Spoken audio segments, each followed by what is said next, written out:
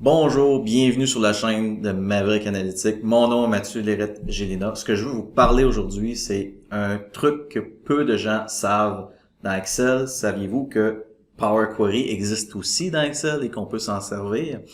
On va regarder aujourd'hui si vous avez déjà été dans Power BI et vous vous demandez j'aimerais donc bien amener ces données-là dans Excel, ou vice-versa, vous avez créé une requête dans Excel, vous voulez l'amener dans Power Query. On va regarder ça ensemble aujourd'hui. On est dans Power Query avec l'ensemble de nos requêtes et disons qu'on voudrait amener ces données-là dans Excel pour toutes les raisons qui peuvent vous appartenir. La façon la plus simple de le faire, c'est tout simplement d'utiliser le bon vieux copier-coller.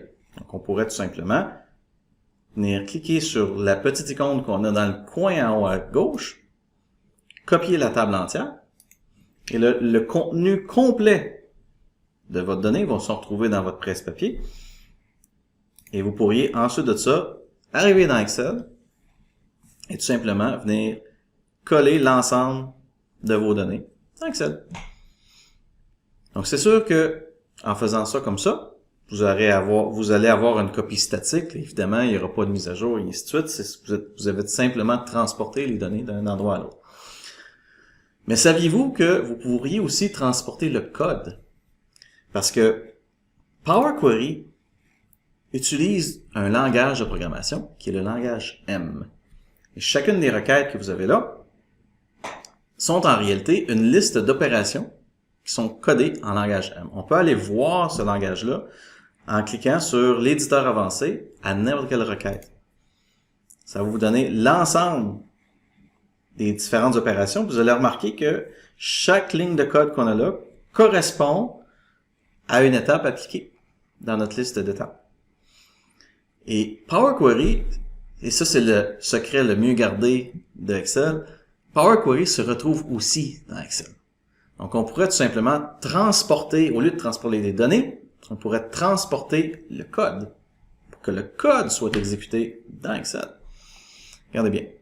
On peut prendre ce code-là au complet, en incluant les mots-clés let et in ici en bas, et la dernière chose, on peut copier tout ça, venir dans Excel, je vais me faire une deuxième feuille,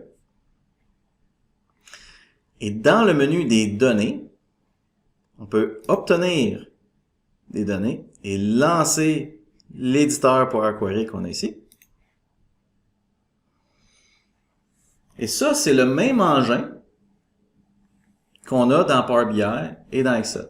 Power Query, c'est quelque chose qui existait avant Power BI et c'est pour ça qu'on l'a aux deux endroits. Là, ici, on n'a aucune requête. Parce qu'on n'a pas décidé d'importer un fichier. On a le panneau à gauche ici complètement vide. On va s'en créer une vide. Donc, dans Nouvelle source, autre, blank query, donc une requête vide, tout simplement. Vous voyez, ça me fait query 1 avec une source qui n'a rien dedans. Et je peux aller dans le Advanced Editor, venir changer tout ça. Donc, en incluant, on veut enlever aussi le let et le in pour remplacer avec ce qu'on avait à l'origine. Et là, vous allez remarquer, j'avais un petit paramètre ici. On va voir qu'est-ce que ça va donner.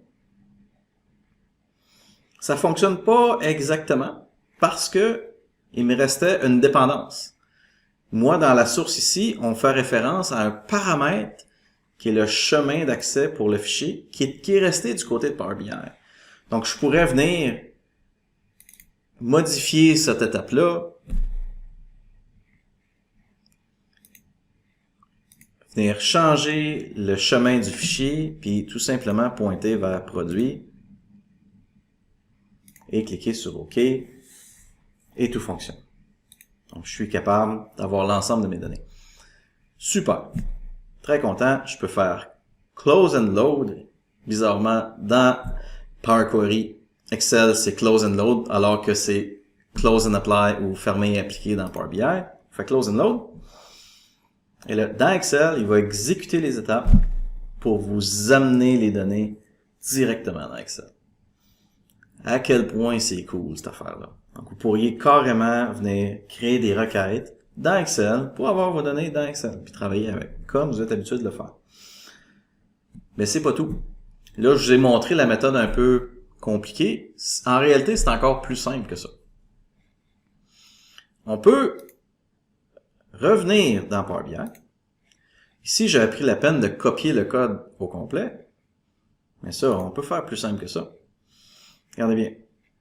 Disons que je voudrais ramener mes ventes que j'ai ici. Et mes ventes, ça c'est un query qui dépend non seulement de mon paramètre de chemin qu'on avait en bas ici, mais qui dépend aussi d'un paquet de choses qui viennent combiner les données ensemble. Donc il y a beaucoup d'étapes intermédiaires pour arriver à ce query des ventes-là. Je vais faire clic droit sur les ventes et je vais faire copier.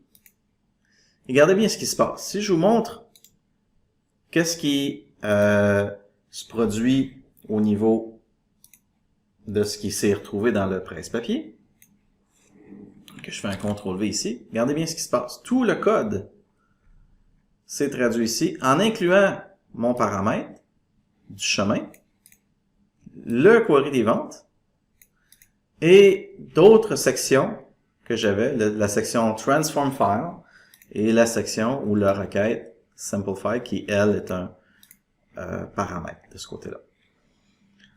Pourquoi ça fait ça? C'est que après ça, quand je m'en viens dans Power Query, si je reviens dans Excel, que je veux modifier les requêtes qu'on a dans Excel, je peux toujours revenir dans lancer l'éditeur Power Query ici.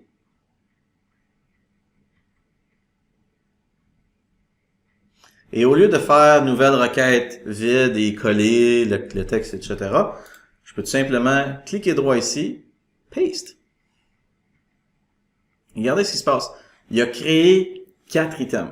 Donc, les 4 items qu'on avait, non seulement on a notre requête de vente, mais on a le paramètre que ça nous prend, on a la transformation qu'on a besoin, et on a un exemple de fichier qui est là, pour faire en sorte que l'ensemble, toutes les requêtes qui sont dépendantes, viennent suivre ce que vous avez décidé de copier. Et là, vous pourrez tout simplement faire, encore une fois, close and load.